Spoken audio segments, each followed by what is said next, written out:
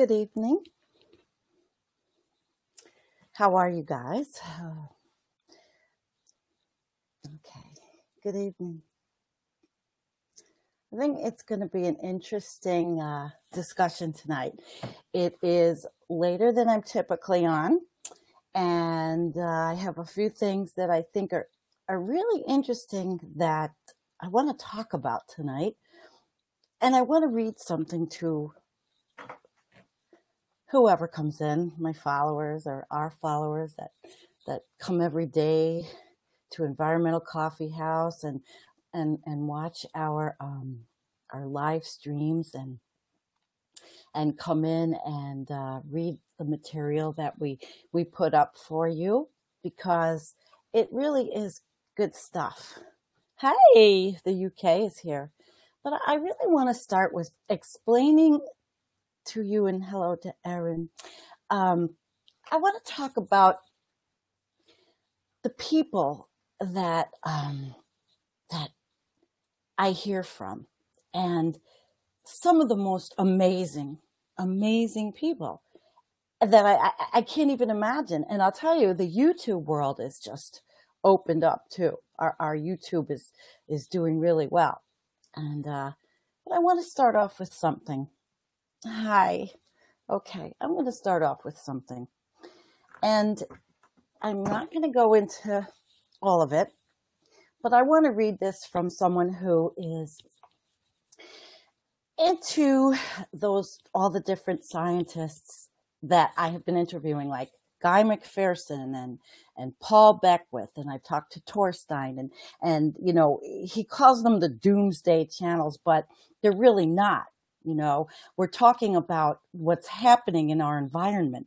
We're talking about the things that are unavoidable to see, the things that the mainstream media may not show, but we know.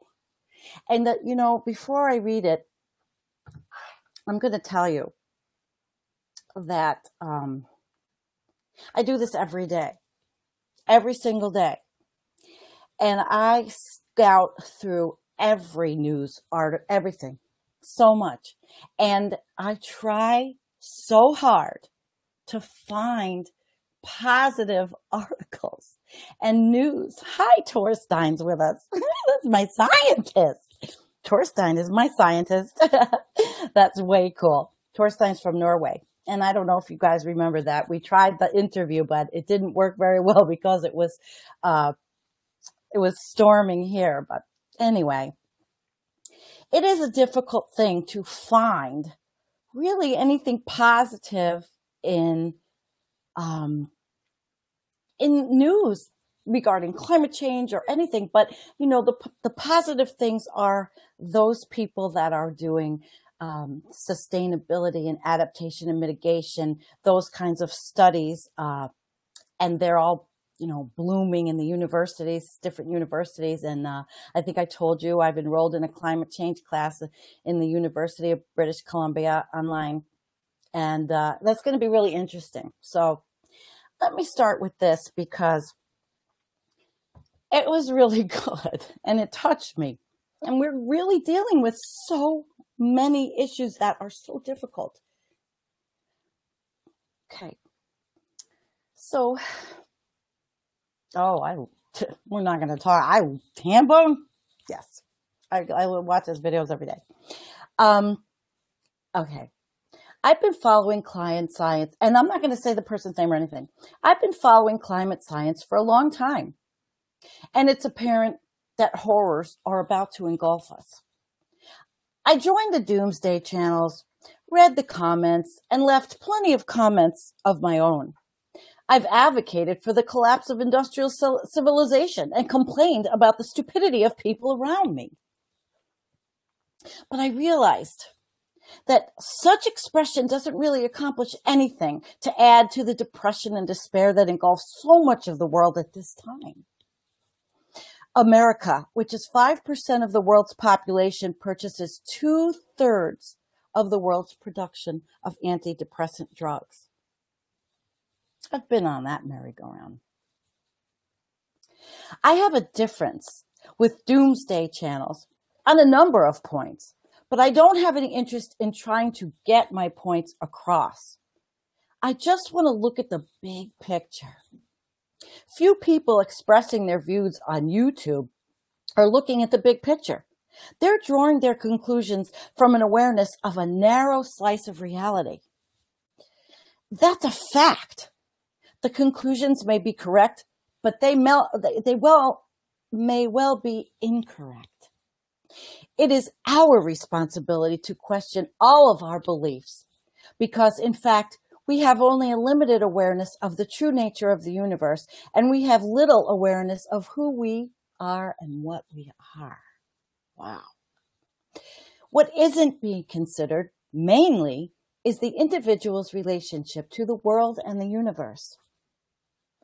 To know something about that and its profound implications, one needs to read the writings of spiritual teachers and quantum physicists. And I'm going to put a link up after this about quantum physics. First of all, we are spiritual beings, not a body, and we are connected with one another, with everything in the universe. Thought, which travels instantaneously, is a powerful creative force that actually shapes the world. Quantum physics discovered that the outcome of an experiment that is observed by a human is different from the outcome when it is unobserved, the split screen experiment. Human consciousness and the machinery of the universe and life itself are intertwined and inseparable. We're participating actors, co-creators on the stage of life, every moment. And whatever we think or do affects the direction that the play goes. This is where we differ from Guy McPherson. I don't think that he is willing to look at this. I don't mean that as a criticism of the man I admire. He's just not willing to consider this before saying that there isn't anything that we can do to avert near-term human extinction. I do believe that we can't do anything. He says he does not believe that we can't do anything. It's that we won't. And that's an important distinction to make, in my view. And the world is in the shape that it is because humans are not aware of who and what they are. As another YouTube commentator, Vegematic, who is also really awesome, you should try his channel, correctly points out, humans are operating out of their false self rather than their higher true self. And if humans do not come to understand just what that means, then there isn't any possibility that we will survive. But the fact remains, and I don't think that Guy would agree, that if a critical mass of people were to unite to visualize a world free of climate change catastrophe, we could manifest such a world because humans have the power to create any reality that it wants. I believe that enough research has been done in the realm of human consciousness to demonstrate that, and I believe that doomsdayers fall short in failing to acknowledge that. It is easy to hate humans. They can be so cruel and self-absorbed. Cruelty to one another is the human steadfast condition, as Henry Miller, the writer, correctly said. And as for how they treat animals, well, I can easily imagine cheerfully killing a poacher who destroys an elephant. Animals get a raw deal being born into a world dominated by cruel humans who selfishly and arrogantly view them as mere commodities. And I agree, because I have my fifth cat. But oddly, hatred in itself is destructive, and it strengthens the very dynamics that we hate. It only makes the world even worse than it is. It's a cliche. But there is only one thing that can heal this world, and it's the power of love. So if we want to be a powerful force for good in the world, We haven't any choice but to try to love everyone and everything as much as we can. That's not easy to do, and I don't claim success at it, although I do try to engage with others respectfully, and I don't consider myself superior in any way. I think about what Gandhi purportedly said to a Hindu man consumed by hatred and desire for revenge whose son was killed by a Muslim. Find a parentless Muslim boy and raise him as your own, was Gandhi's advice. I've forgotten the specifics of that.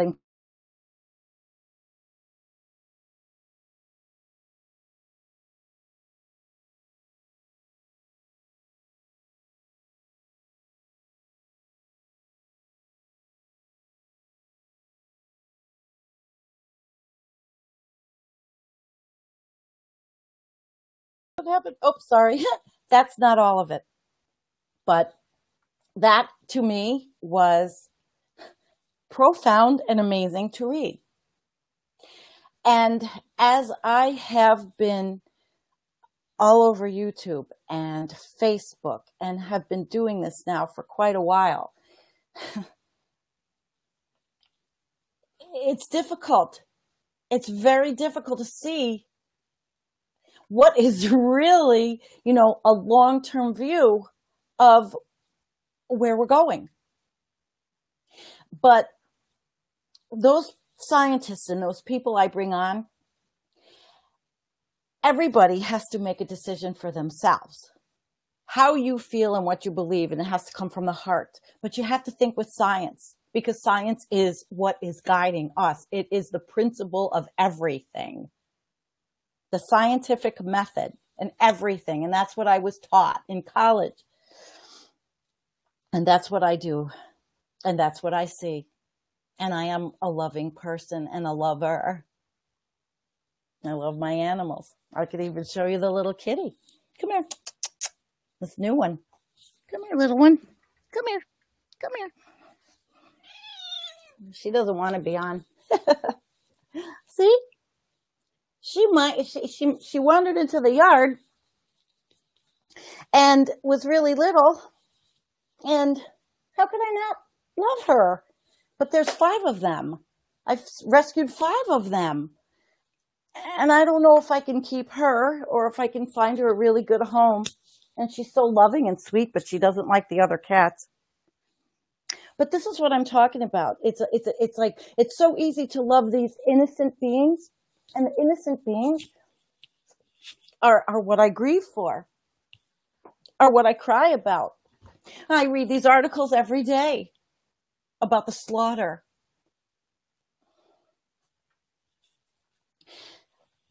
And, people talk about being a vegan and factory farms and all that. And you know what? I'm on my way because I can't even think about it anymore. What happens to the animals? They do have feelings. I spoke to a friend of mine who has a farm and she has cows. And she said, it's not a factory farm, but they do bring them to slaughter.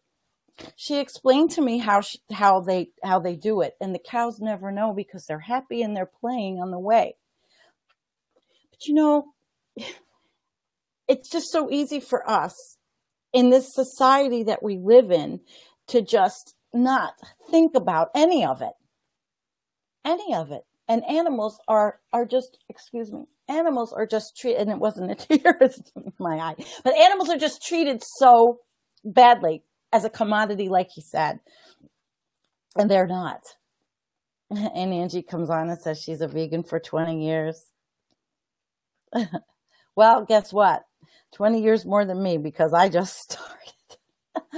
And it's not easy because except that the thing is, my husband hunts and we eat venison because it's the natural way of things.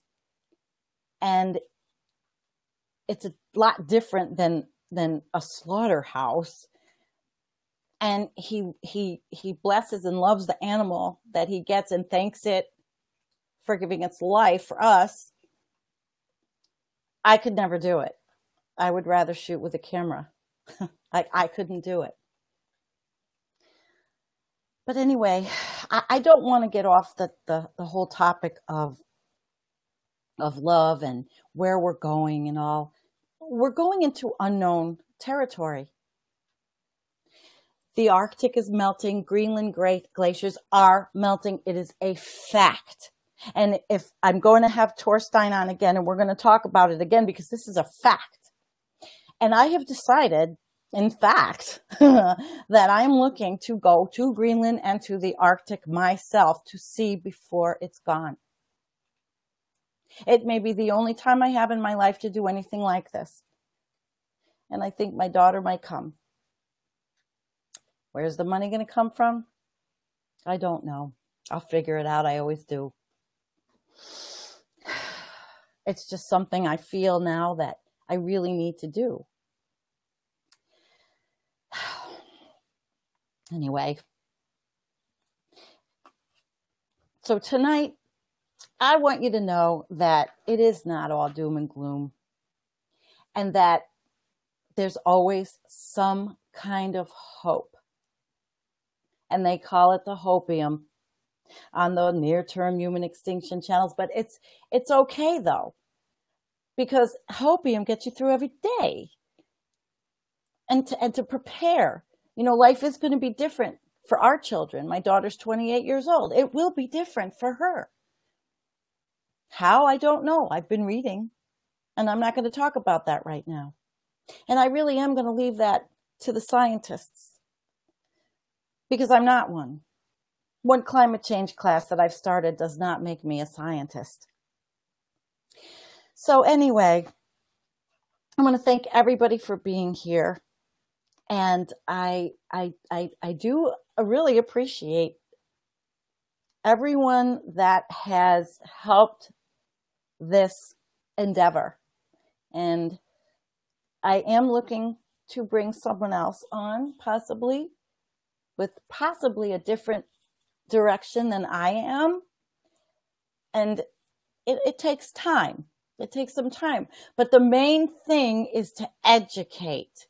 And we really have to educate everybody where the mainstream media is not going to, about climate change, global warming, and what is really going on. As if we don't every day with the articles. So anyway,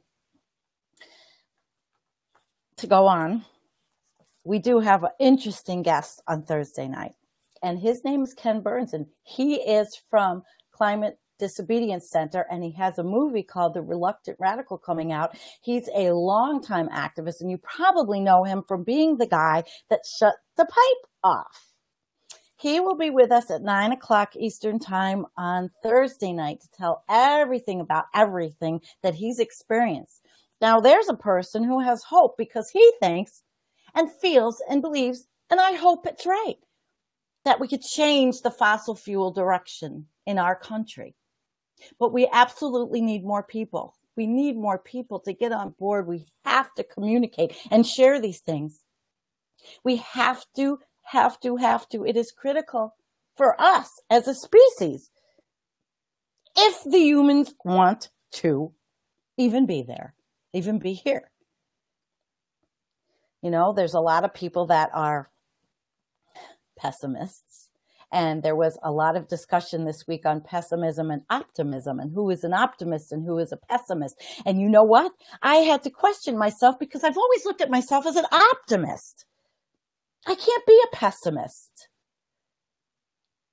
I always believe that there's something good and something better. And I hope that all of you do, no matter how difficult it is.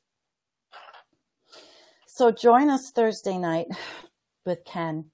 I think it's going to be interesting, and support the page. And we have a group. And I also want to give a shout out to Torstein and the Arctic Sea Ice page on Facebook. He is partners with, but he's on there. He's like the chief scientist that he does a lot of work on there. I'm learning so much. I look at this stuff every day now. And to me, it's fascinating. So if you don't have time, we certainly will.